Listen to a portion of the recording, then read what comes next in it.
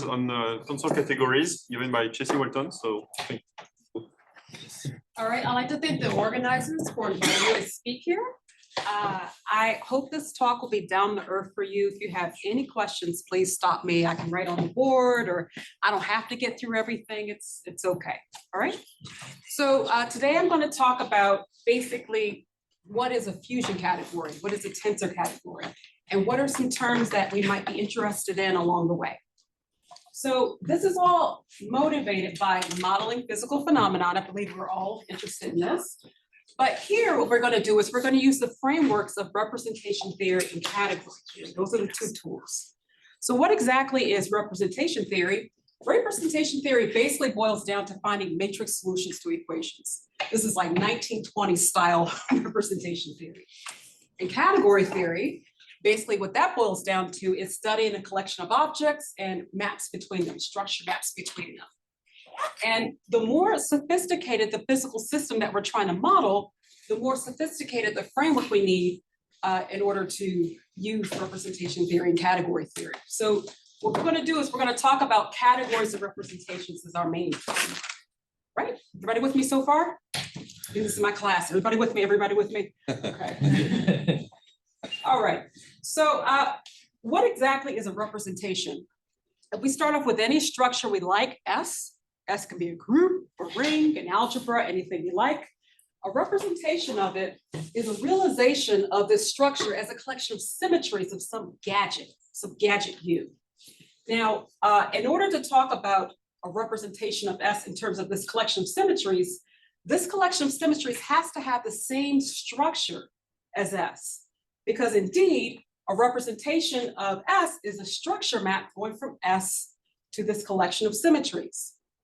Now, by symmetries of U, I really mean endomorphisms of U, and I might need to cut down that collection of endomorphisms so that it actually has the same structure of S. So let's get a little bit more concrete. Let's take our gadget to actually be a vector space. I mean, we all love vector spaces. If we wanted to represent a group in terms of vector spaces, what we can do is just take a representation of it. So that's a group homomorphism going from G to the collection of automorphisms of V, because that indeed is a group. Or we can represent a ring in terms of symmetries of a vector space, because what we can do is take the collection of endomorphisms of a vector space, add them component-wise, use composition to get a ring, and then we get a nice ring map. And as soon as we throw in scalar multiplication, we could talk about representations of an algebra, because indeed NV is an algebra.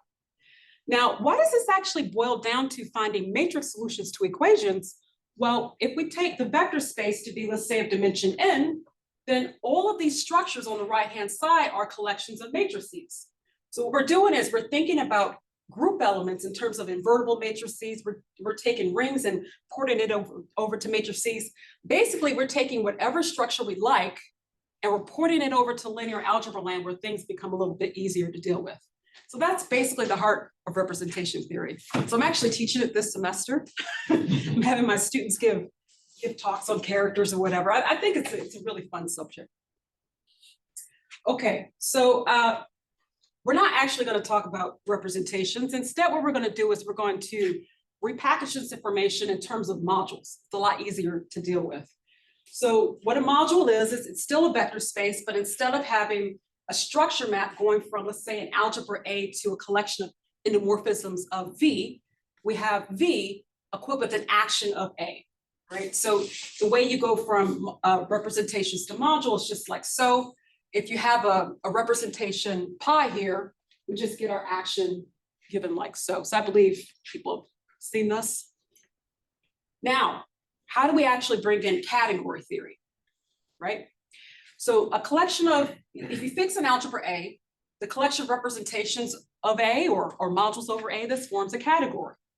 Indeed, a category is just a collection of objects and maps between them with some axioms. We're going to ignore the axioms for now, okay? And the objects are modules in this case, just vector spaces equipped with an action map. And the morphisms are not just functions, they actually have to preserve some structure. So what you're going to have is a linear map between the underlying vector spaces that plays nicely with the action. So you have this intertwiner map here.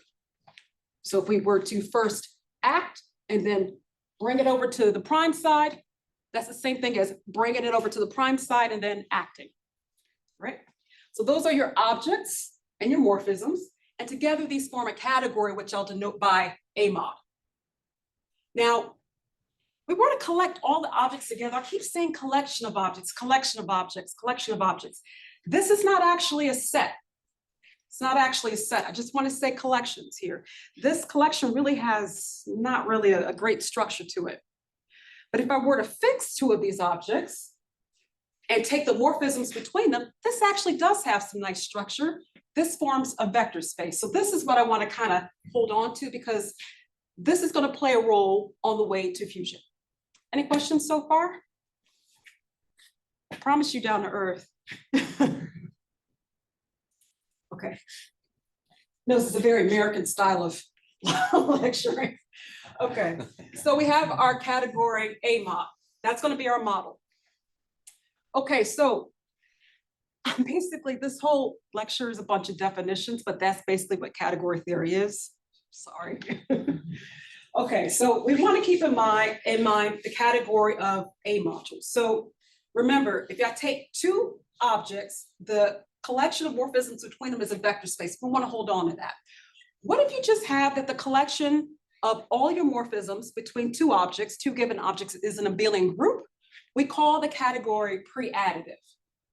And if it happens to be a vector space, then we call the category linear. These are two features that we're going to need on the way to fusion.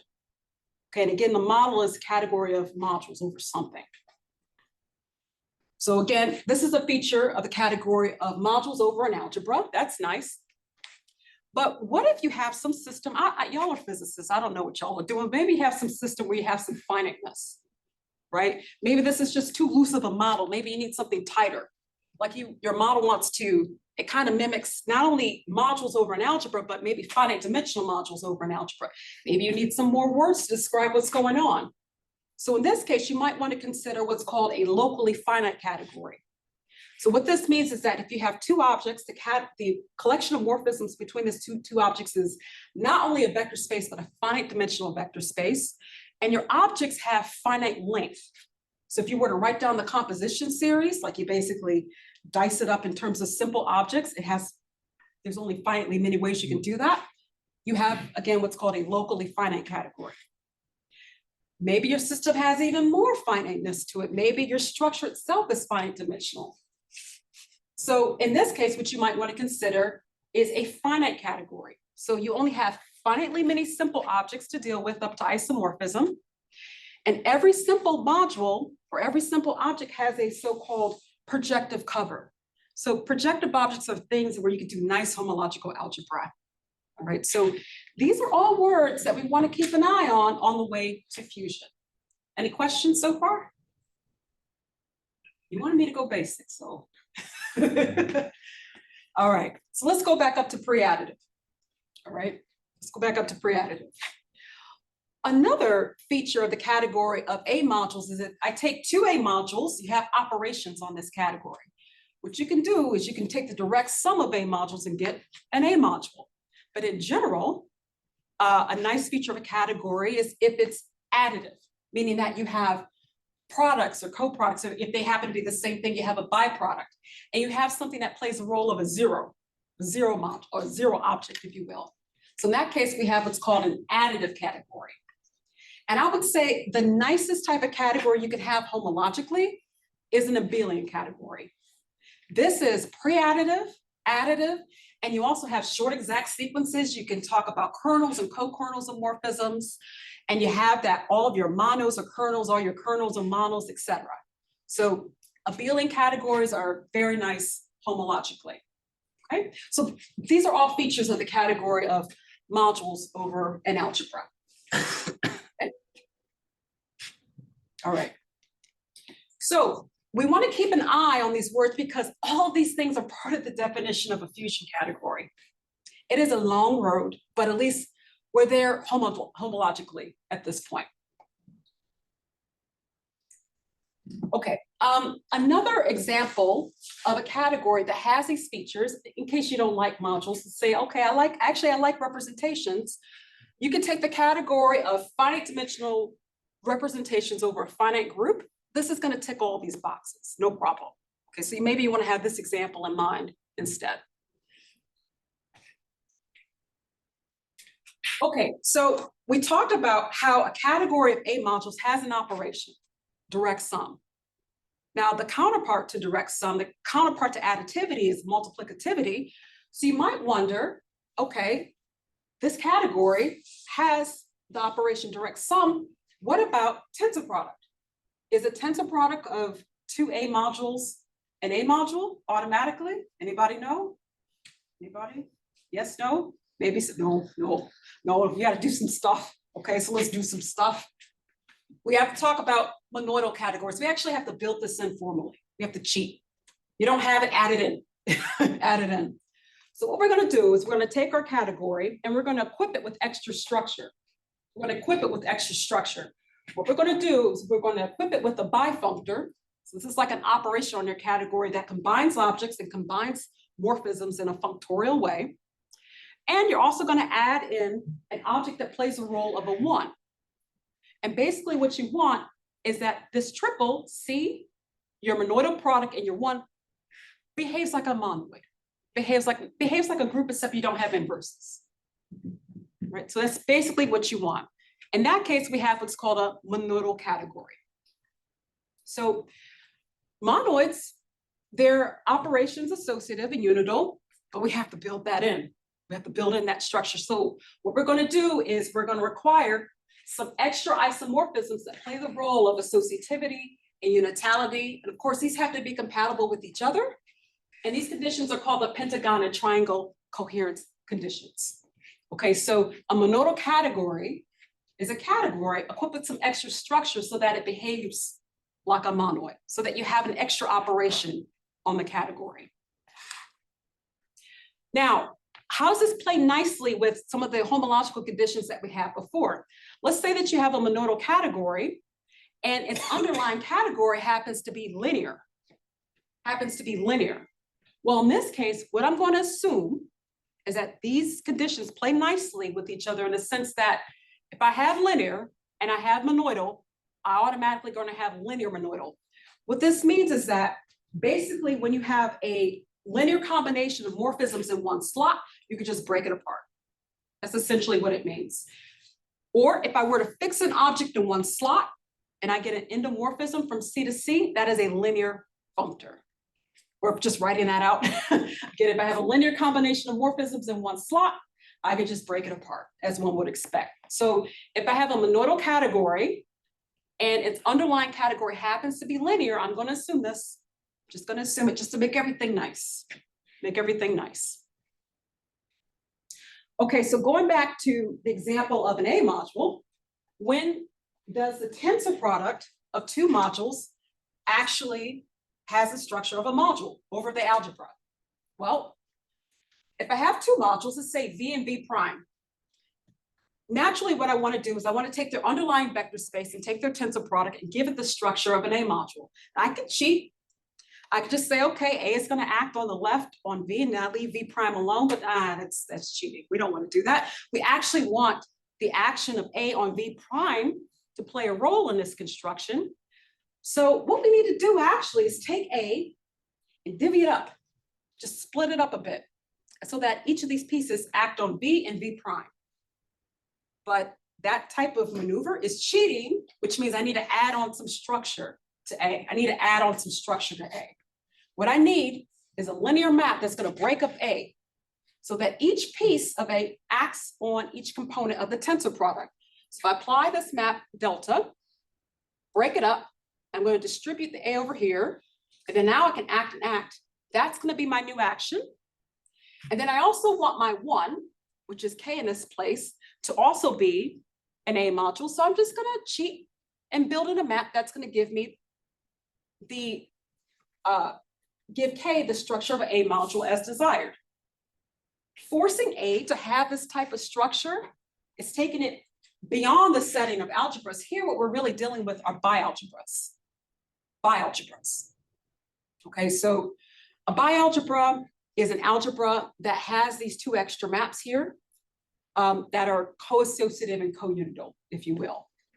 Okay, so basically, if we want to talk about, if you have a system that you're trying to model, and it has all this nice homological stuff, and it also has some monoidal flavor, maybe what you want to deal with is you want to model this on the category of modules over a bialgebra instead. So again, this category has all of these features, and if you were to take, let's say, the finite dimensional modules over a bialgebra, you're going to get these type of finiteness conditions as well, along with the monoidal property. Okay, are there any questions so far? Seems okay? All right. So talking about operations, we have direct sum, we have tensor product. What if you have duals in your system? Bialgebras or representations or modules over a bialgebra really isn't going to capture what's going on. Okay, so I would say most of the time, if you're dealing with bialgebras, you're usually dealing with a Hopf algebra instead, because usually in the nice system, you have some sort of duality here. Okay, so what feature is really going to capture the category of modules over a Hopf algebra? This is like basically having the category of modules over a bialgebra with some duals. Okay, so in this case, what I want to do is introduce the notion of rigidity here. And for this, what I'm going to do is I'm going to restrict myself to the case where I'm dealing with finite dimensional modules, because I want to work with finite dimensional vector spaces, and these have a nice dual, right? So I'm going to take a monoidal category, and I'm going to introduce duals, the notion of a dual in a nice way. Now, what is a rigid monoidal category? So what it is it's a category, a monoidal category, where every object has a nice dual object. So if I take any object X as a dual object X star in the following sense, it's a dual in the following sense. So I don't know, do many of you work with graphical calculus at all in computations? Okay, do you draw your diagrams going up or down? How many people draw their diagrams going down? Oh, how many people draw their diagrams going up? Okay, it's you're supposed to draw them down. Okay, it's just a fact. I don't know. Maybe it's opinion, but I don't know. It's a strong opinion. It's a strong, well, I only have strong opinions. That's my language. So anyway, I draw my diagrams going downwards. Sorry. To the third person. But this is the first audience where we actually, And we draw them sideways. That's crazy job. Yeah, I mean, you can turn your head like this for the whole talk. But yeah, usually I'm the loser in the audience, and I feel like the winner today. So anyway, I'm going to draw my diagrams going downwards. Right? So for dual objects, what I need an evaluation map and a co-evaluation map. So my evaluation map is going to be drawn like so, and my co-evaluation map is going to be drawn like so. And again, I need these to be compatible. And the rigidity axioms are just drawn like so. So if I co-evaluate and evaluate here, I could just yank these straight and get the identity. Same thing here. So if you have an object that comes paired with an object X star that has these types of morphisms, then we say that that object is rigid. And if all of your objects are rigid or left rigid, and right, there's a notion of right rigidity as well, your whole category is rigid. So again, rigidity, dual, those two notions go hand in hand. Okay, what does this have to do with Hopf algebras? Well, the difference between a bialgebra and a Hopf algebra is the presence of an antipode. The presence of an antipode. So with an antipode, what you can do is you can give the dual of a vector space the structure of a module. So what you do is I take my vector space V, take my dual V star, take in functional in it, and I can act on this functional by using the action of the antipode, right? So rigidity really goes hand in hand with Hopf algebras. Now, another nice feature of finite dimensional vector spaces is if you take the dual again, it's isomorphic to itself. You have this natural isomorphism between just a vector space and its double dual. Maybe you always want that to happen. Maybe that's what your model's telling you. Okay, so what we can do is just build that in formally. Yeah.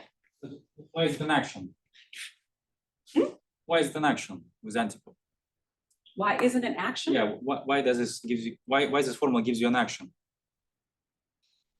I can check the associativity. But there are conditions on the antipode, right? No. But antipode is not just any map from H to H. Anti-homomorphic. Oh, yeah, I mean, there's, No, but there are conditions that makes it. yes, I'm not defining what a Hopf algebra is here. Yeah, but if you, so the antipode is not just an arbitrary linear map going from H to H, it has some additional, it's anti-multiplicative, anti-co-multiplicative, and that's gonna play a role in why it's in action, yeah. But so the first time I saw what a Hopf algebra was in a talk, it was a 20-minute talk, and the first 12 minutes was the definition of a Hopf algebra. And I promised myself I would never work with Hopf algebras. And this is when I was a grad student. So I try to not ever define these things in talks.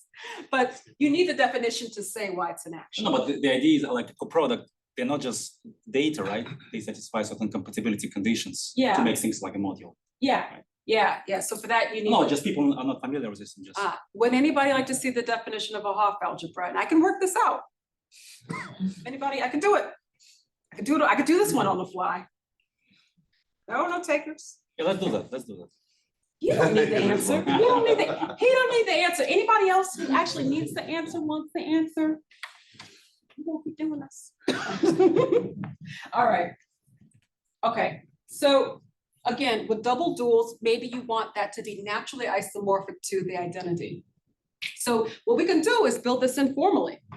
We can say, okay, that's always going to happen. I'm going to cheat. I'm going to add on this structure. I'm going to assume that I have a natural isomorphism between the identity functor and its double dual.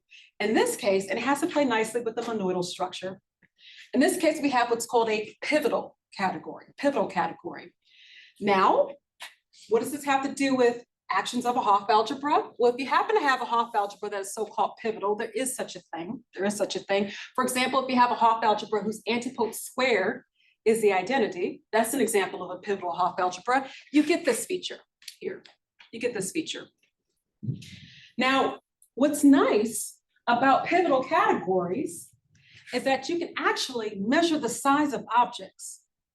Now, if you have a category of modules, what you can do is take the underlying vector space, take its dimension, that is the size of your object. That's a number, it's fine. But what if you have a category of blobs or something kind of funky? How do you actually assign a number or some sort of quantity or invariant to objects? When you have a pivotal category, you can do this. So what I can do is I can take my co-evaluation at X star. So it lands from 1 to X star to X double star, hit it with the inverse of this J here. So I go from X double star to X and then evaluate. So what this gives me is an endomorphism going from 1 to 1. Now, if 1 happens to be a simple object, then the only types of morphisms or endomorphisms of simple objects, what they are identified are as are scalars by Schur's lemma, essentially. So in the case where your 1 is simple, you get the end of 1 is a number, and that's what gives X an actual dimension. Sometimes this is called the quantum dimension, sometimes this is called the pivotal dimension, but this is a nice way of measuring objects in this setting here. And we're going to hold on to this condition, end of 1 being the scalars later. We're gonna grab that again later. So again, for vector spaces, the dimension of a vector space is the same thing as the dimension of its dual. Maybe you always want that to happen. That's not guaranteed by the way we set up this dimension, but if you impose an additional property called sphericality, which I'm not going to define, that's a little stickier, you do get this, okay? And there are some examples of Hopf algebras whose category of modules are spherical. They're called spherical Hopf algebras. Again, I'm not going to define it, but basically you could do a lot. There's a lot of room that you can, there's a lot of ways that you can move within the rigid setting, okay? So getting back on our road to fusion, we have all these homological conditions that we want to keep a hold on. We have monoidal, that's an operation. It's going to play nicely with linearity. We have rigidity, and we can also ask for pivotality and sphericality. But if you notice by my scheme here, I have fusion in pink. I have all of these items in pink, but these are not really highlighted here. They're not actually part of the definition of fusion. Conjecturally, pivotal is, but it's not proven yet. So I want to introduce these terms because they're used quite often in fusion categories. Any questions? Yes. Yes. Can you give an example? An example of a An pivotal example. category? Whatever, yeah. A Hopf algebra or a modular category. Simple example. This? You could take a Hopf algebra where the antipode squared is the identity. So you can take like a group algebra. Yep. Any other examples or questions? Somebody doesn't know the answer to? I love hecklers. Okay. Any other questions? All right. So again, category of finite dimensional modules over a finite dimensional Hopf algebra satisfies all of this business, even finiteness. Even finiteness. Here. Right, so this is all part of the definition of a fusion category. So let's actually define what a tensor category is at this point. We can get there at this point. So first, let's define what a multi-tensor category is. Basically, we're going to have almost everything in this picture. Almost everything in this picture. We're going to take a rigid category that's going to be nice homologically. It's going to be abelian. And you're going to have a little bit of finiteness. You're going to assume locally finite. Not all the way finite, but just locally finite. A rigid category that is abelian and locally finite, basically all of these terms highlighted, is what we call a multi-tensor category. And if we just grab onto that condition that endomorphisms of one are scalars, that's something I was talking about before when I was defining quantum dimension, then we have what's called a tensor category. That's the definition. A tensor category is a multi-tensor category with this extra feature. So we're already there. Right? Now, what is a fusion category?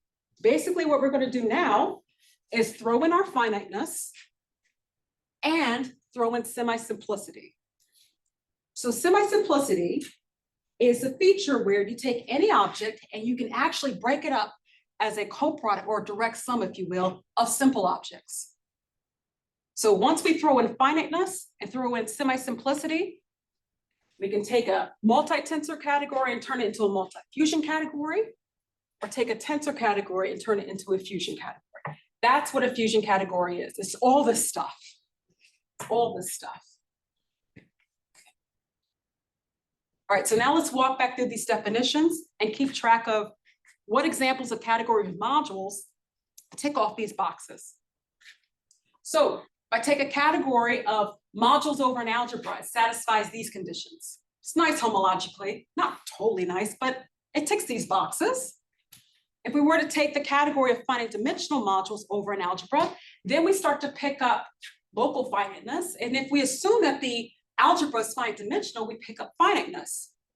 So the more conditions we put on our category, the more features we pick up, the more conditions we put on our modules and algebras, the more conditions we pick up on our category. Instead, if I were to swap out algebras with bialgebras here, then I could talk about monoidal categories or linear monoidal categories. And of course, if I were to talk about finite dimensional modules and finite dimensional bialgebras, I pick up the finiteness conditions over here. If I were to swap out bialgebras with Hopf algebras, then I start to pick up rigidity. All right, and then basically when I work with finite dimensional modules, I mean, essentially, once you're in Hopf land, you're already in tensor land. Once you're in Hopf land, you're already in tensor land. So then you have to ask yourself what types of Hopf algebras you actually want to deal with at this point, especially if you're working with just finite dimensional modules. Well, if I wanted to, let's say, get rid of this condition, tensor. If I wanted to get rid of this condition, tensor, this is intricately tied to Hopf algebras. But if I want to get rid of it, what I need to do is weaken the notion of what a Hopf algebra is, and there is such a thing called a weak Hopf algebra. That I really don't want to define, but one example of it is the direct sum of Hopf algebras is not necessarily a Hopf algebra. You take two Hopf algebras, you add them together, take the direct sum. It doesn't lie within the realm of Hopf algebras. The base is too big, but you get a weak Hopf algebra. That is essentially how the axioms work out. It's set up to basically behave nicely under direct sum. So if I want to get rid of this condition, I can consider weak Hopf algebras, or the direct sum of two group algebras, if you will. Now, as soon as you throw in finite dimensionality and semi-simplicity, you start to get into fusion. So if I have a finite dimensional Hopf algebra and I take its category of finite dimensional modules, I get a fusion category. Or going back to the very beginning, if I take representations of a finite group G, all in characteristic 0, I don't work in characteristic P, sorry. This ticks all of these boxes. This category ticks all of these boxes. This indeed is a fusion category.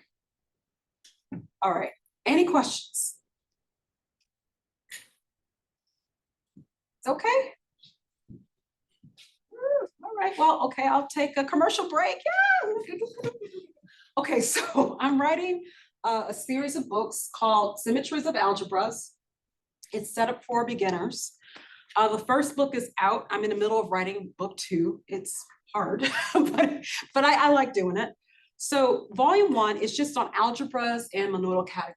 And there are 4 chapters. Chapter 1 doesn't have any category theory in it at all. It just talks about like algebras and Artin-Wedenberg theorems or whatever. It's basically supposed to be a continuation of a graduate algebra class, if you will.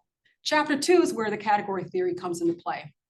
Now, volume 2 will be on coalgebras and Frobenius algebras, and volume 3 will be on Hopf algebras and Bradians and stuff that I'm going to introduce in the second hour. So this book is published by a small company called 619 Reith. I like working with them. They've given me a lot of freedom. I think that they're the only reason why I was able to get the book done, like no strings. And they allowed me to put a free version of the book online. So if you go to my site, you could just get the book for free. But if you like it, buy it. And if you really like it, maybe you can leave a review or email the publishers a review. I kind of have to do this because it is a small publisher. And of course, if you use it, please cite it. Any support will be greatly appreciated. Okay, in commercial. All right, so how am I doing on time? Okay. All right, so now what I want to do is I want to basically take some detours off the road to fusion. Maybe you have a physical system where you don't have all of these features. It's just too nasty, especially like you VOA people. It's, you know, like y'all run into roadblocks quite often. So I'm going to introduce some terms that might be of interest to you on the road to fusion, but maybe taking a left turn. Okay.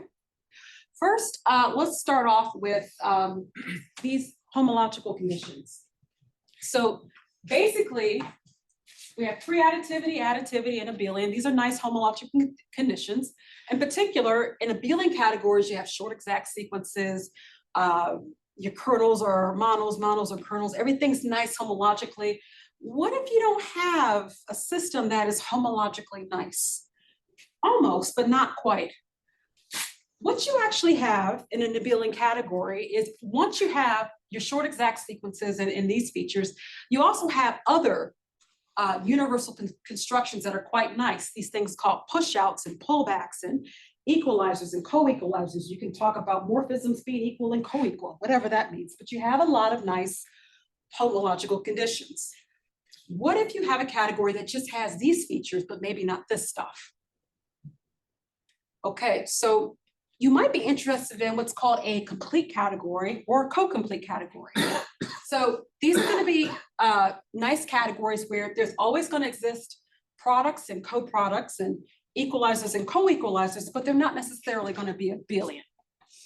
And the reason why you might want to consider this is because maybe your system doesn't look like a category of modules over an algebra. Maybe it looks like a category of groups or rings or something like that. As soon as you loosen up your conditions, you can have more examples of categories in your picture. So some examples of categories that are complete or co-complete are your categories of sets, groups, rings, topological spaces. These are all complete, co-complete, but these ones down here are not abelian. So that might be something that you Google later. All right. What if you have a system where you have something that is almost like a short exact sequence, like you have morphisms that may not have a kernel or co-kernel, but close to it. Maybe you, in this case, what you want to do is consider what's called an exact category. Now there are two notions. I think one due to Barr, this one's due to Quillen. And this is a category that's additive, and you have what's called exact triples. So kernels are always monomorphisms and co-kernels are always epimorphisms. But in abelian categories, you have the converse. In these types of categories, you have to kind of cheat or add it in. So you only get mono is a kernel in this sense. Monos, so kernels are only of this type, basically. So again, when you loosen up conditions on your category, you can start to add in more examples. So for instance, your category of modules over Z, or abelian groups, if you will, this is an abelian category.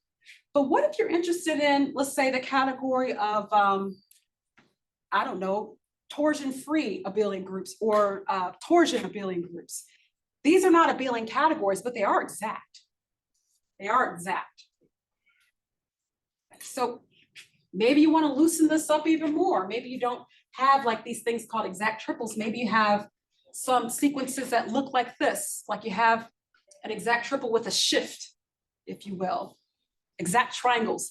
These are called triangulated categories, and I'm not going to define these, but they are used very, very heavily in derived geometry and derived category theory. So I have a list of references at the end of the talk if you want to know more, but again, I'm just trying to throw out ideas in case this might be of use to you. Okay, so those are some detours off the homological leg. Any questions on this?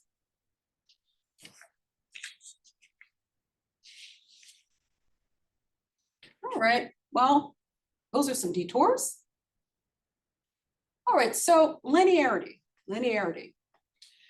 and pre-additivity. Remember, in a pre-additive category, if you fix two objects, its category or its collection of morphisms forms an abelian group.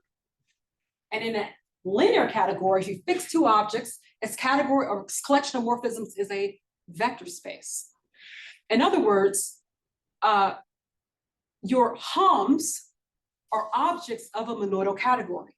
The collection of abelian groups is a monoidal category like so, and your collection of vector spaces is a monoidal category like so. What if you just have a system where you don't really have morphisms? You're only dealing with collections of morphisms, and you could just play with those as if they are objects of a monoidal category. All right, so let's go with this. This is where we start to get into enriched category theory. So again, you're not dealing with explicit morphisms. Instead, you're dealing with the whole collection of morphisms between two objects. The whole, we just call it an object. Okay. So a category is enriched, or sorry, we say that A is enriched over a monoidal category V if it consists of a collection of objects, just as if you have a category, but instead we replace morphisms with hom objects. So here we're going to use objects over a category V. Then we're going to use the monoidal product of V to define composition maps. And then we're going to use our unit of a monoidal category V to define identity maps. And these are going to satisfy some associativity and unitality axioms. So for example, pre-additive categories are enriched over AB. That's why these things are sometimes called AB categories in books, maybe like the Bible. Linear categories are enriched over VEC. Locally finite categories, one feature of them is that they are enriched over the category of finite dimensional vector spaces. And categories that are enriched over the category of sets, like your collection of poems is actually a set.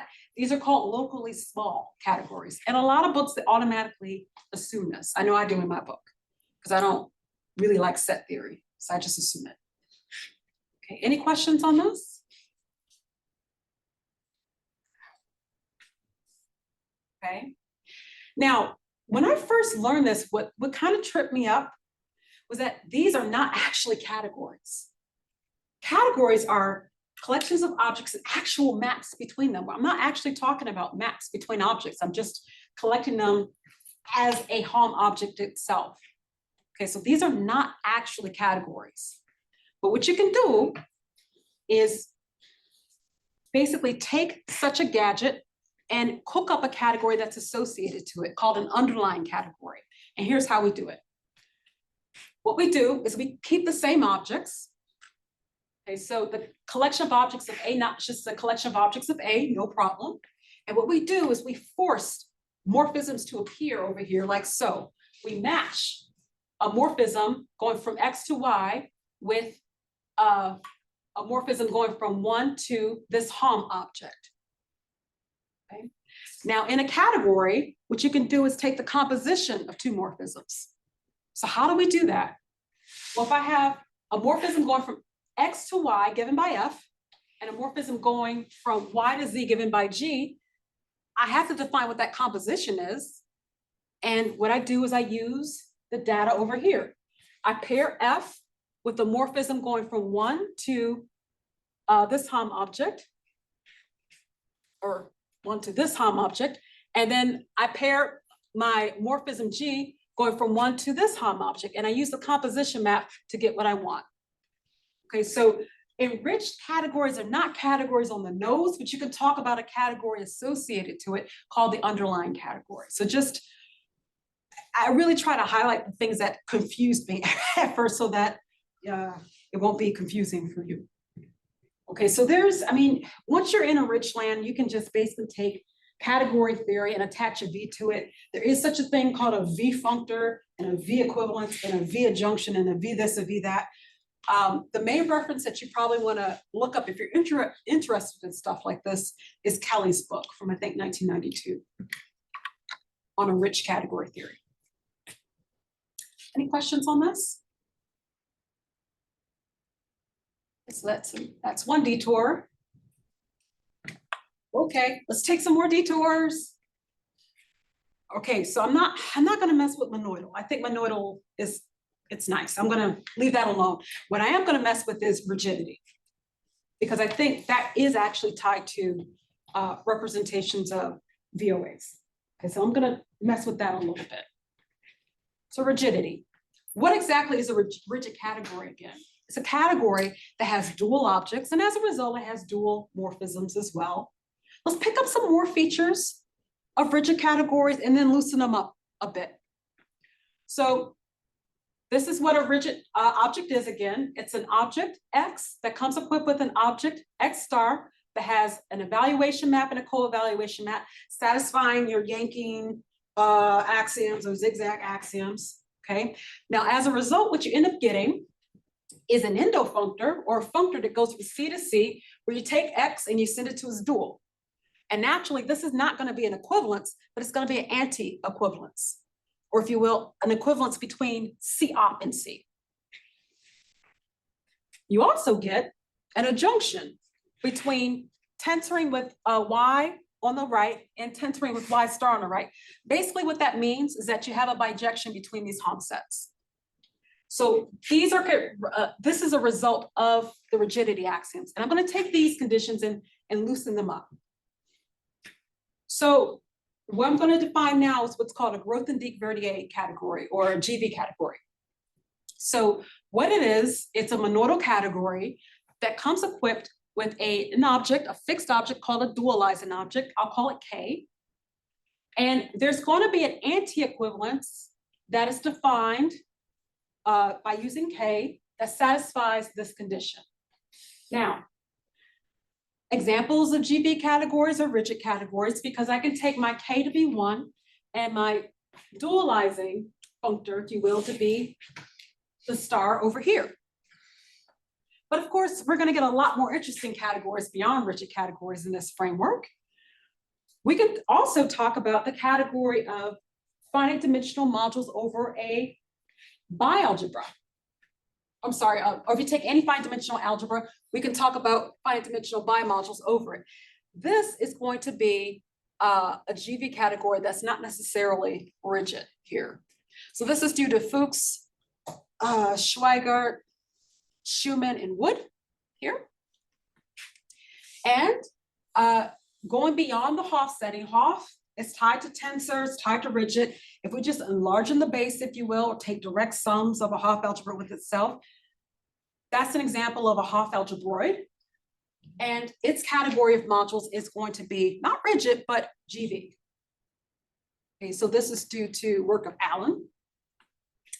And there is somewhat recent work about giving the category or certain representation categories of VOAs the structure of a GV category. And this is due to Allen, Simon, where are you? Yeah, yes, Schweigart and Wood. Okay. Any questions so far? Taking rigidity and just loosening up a little bit to bring in more examples, All about modeling physical phenomena. Now, what I find really cool about GV categories is, okay, you already have a monoidal structure that you started with, which you can come up with as a second monoidal structure. It has extra structure already embedded in. And I'll call that, I don't know, C dot or something. And what you do is you take X and Y, you apply the D to Y, tensor D to X, and then you apply the inverse of D. That is actually going to be a monoidal product. Now, in the case where you actually have a rigid category, this second monoidal product is the original monoidal product. Okay, why? Well, D in this case is just taking the star on the right, and D inverse is taking the star on the left. And if I take the star on the right and the star on the left together, that's the same thing as taking the identity. They cancel each other out. Okay, so if I just run this calculation, I get that the second monoidal product is automatically the first one. So I don't have this extra structure in the rigid case. But as soon as you get beyond the rigid case, you have a difference here between these two monoidal structures. So for example, if I have the category of finite dimensional bimodules over a finite dimensional algebra, the original monoidal structure is just taking the tensor product over A, and the second monoidal structure is taking the cotensor product with A. I think it's actually really cool. So do you have, is there an example with a, well, what is the smallest example, let's say, where these two products differ? I would take maybe like a two-dimensional algebra here. I would use this.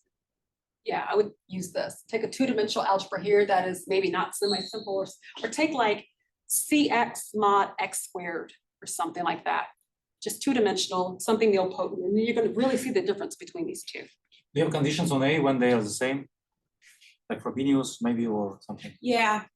Like when induction is isomorphic co-induction, it's Frobenius, right? Yeah. So yeah, kind of need to get away from that. Yeah, you don't want your algebra to have too much duality to it. Yeah. Any other questions? All right. So again, these are just some words that I want you to keep an eye on along the way. Okay, now, the last detour that I want to take is, I don't know, like recently, I think a lot of people are kind of getting away from the semi-simple setting. I don't know, it depends on like the conference. Some people are very much fixed in it, like, no, don't leave us. We're still here in semi-simple land, but I think there are a lot of moves towards the general setting. I mean, I was raised a ring theorist, so semi-simple is kind of boring to me. I've always kind of been inherently in non-semi-simple land, but when I got into this stuff, I learned the semi-simple theory first because it was easier to deal with. So what I want to do is just introduce a tool that I see being used often in a non-semi-simple setting that might be of use to you. And I'm going to introduce this here, and I'm gonna pick it back up in the second talk. And again, this is one of those things that I found kind of hard when I first learned it. So I'm gonna take it apart piece by piece. So what I wanna do is introduce is a tool that will maybe help you port your theory in semi-simple land to non-semi-simple land. And this is gonna be the theory or the framework of ends and coends. Okay, so this is a universal construction. That I think is actually kind of nice. Okay, any questions before I get started with that?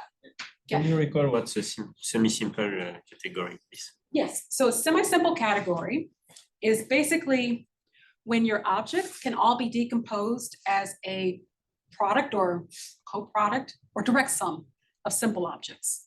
So you just take any object and break it up into a direct sum of simple objects. So like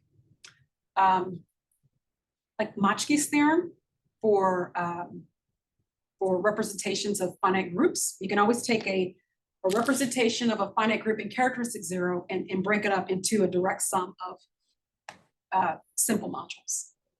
Okay. Any other questions?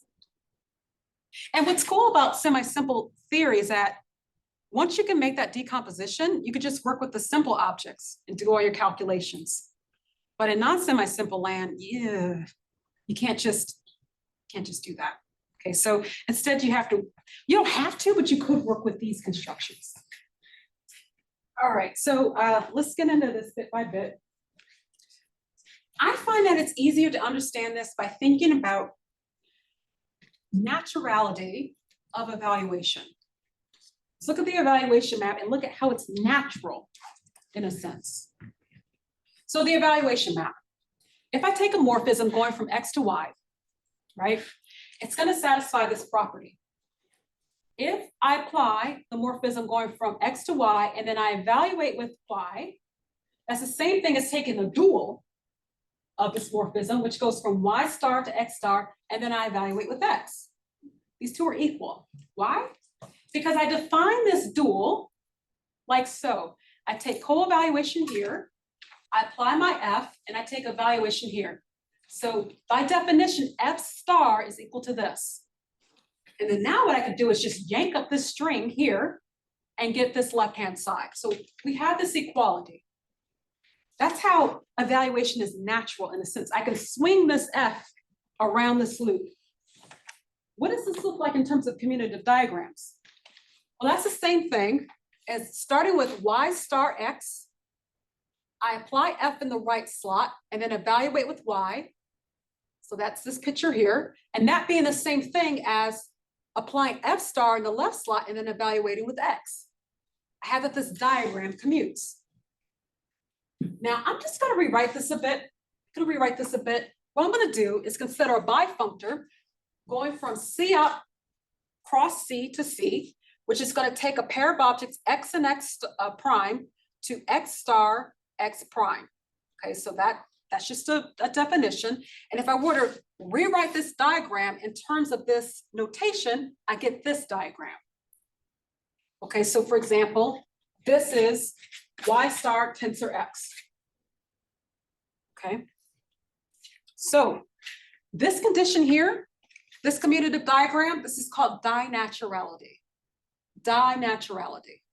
And this is the type of naturality we get for evaluation. So if I have a bifunctor, and to say that the target's like C tilde, it doesn't have to be C, but just C tilde. What a coend of it is it's an object in the target equipped with a bunch of morphisms going from B applied to XX to that given object that satisfy dinaturality. But what's going to make a coend special is that this satisfies dinaturality universally. So what this means is that for any other object in the target equipped with a bunch of morphisms that satisfy dinaturality, I'm going to get a unique map going from Z to my arbitrary object that makes this diagram commute. So a coend of a bifunctor satisfies dinaturality universally, and it's basically this picture.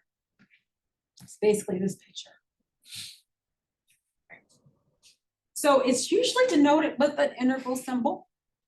It's usually denoted with an integral symbol with this X up top. But as usual with universal constructions, this is nice and all, but it doesn't have to exist. Doesn't have to exist. But in the case where all of your categories in sight are finite and semi-simple, like you can just think of C being a category of vector spaces if you want, or finite dimensional modules over a group, then this thing does exist and you can just write it like so. Just write it. Just a quotient of that. It's a simple case. Yeah, we're semi-simple. Ah, okay. Finite, Yeah, semi-simple. okay, added. I see. Yeah. Yep. simple objects. Yeah. So we're gonna do some examples. Okay, now I define what a cohen is, and then it's just a cohen in the opposite category. Let's you write it with the integral symbol with the X down below. Okay, so for example, if I take all of my categories to be the category of finite dimensional vector spaces, right? What is the coend of this bifunctor that just sends V prime to V star tensor over K with V prime? Coend of it, because everything is finite and semi-simple, I could just write the coend like so. So what I can write it as is the direct sum of all of the simple finite dimensional vector spaces with this summand here, but the only simple finite dimensional vector space is just K. It's just K. So I get that this coend actually collapses to K.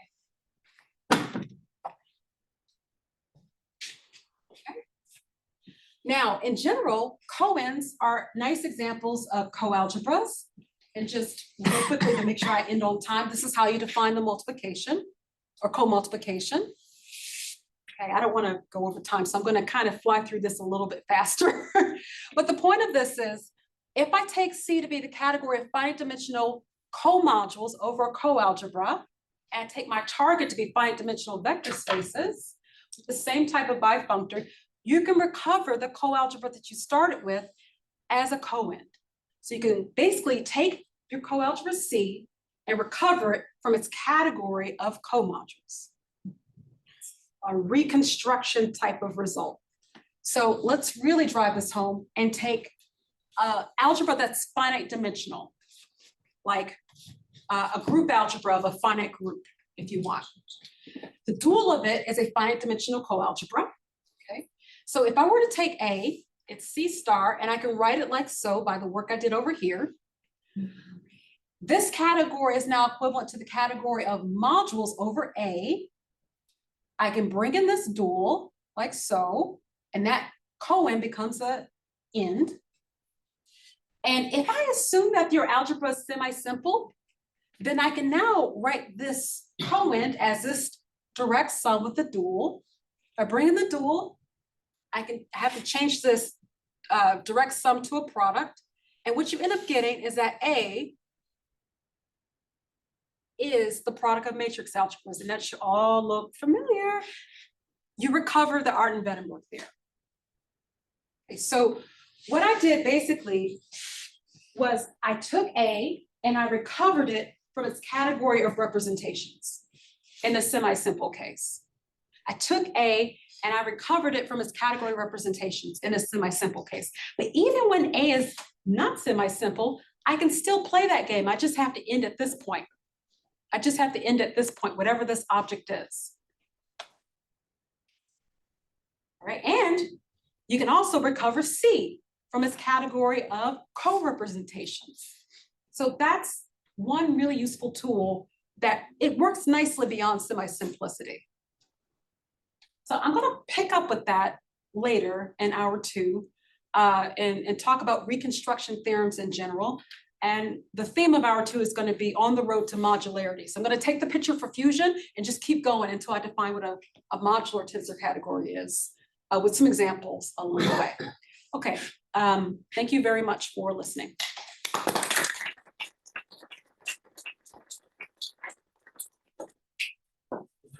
So do we have some questions?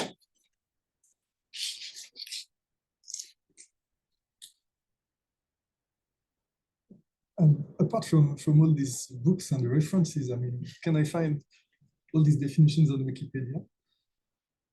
Yeah, equal Yeah, But the idea used to be called star autonomous, and so you can find this. yeah, pretty much. In lab, Or my book, which is available for free. Yeah, but yeah, they're all on I Wikipedia. think they're all on Wikipedia. Yeah, there are some, the thing that you might want to be aware of is that there are some synonyms. Like rigid is its signature is called autonomous. I'm going to define what a ribbon category is later. That's going to be called quartile in some books. So there are some synonyms that you have to be aware of. But yeah, it's all on Wikipedia. If not, somebody should add it. So if there are no more questions, and I guess we can hear the speaker again.